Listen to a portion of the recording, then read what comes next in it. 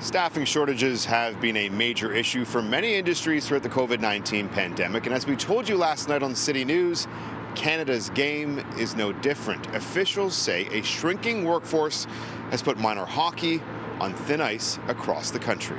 Games are having to be canceled, and especially in more rural areas where there weren't as many officials to begin with. Referee staffing has plummeted since the onset of the pandemic. Hockey Canada estimates that Ontario and Quebec have lost as many as half of the referees, while British Columbia is down by 30%. It certainly touches every area of the country and every level of the game, right down from the grassroots of U7, U9, all the way up to university levels of hockey. The officials that have returned to the rink are getting a lot more ice time. Some refs are doubling their workload, officiating 6 or more games a weekend, and higher level games that would usually have 4 officials are being played with only 2. I think the guys are getting a hard time maybe from their wives about going out and refereeing kids, especially kids who aren't vaccinated, like the 12 and unders. That's definitely a case.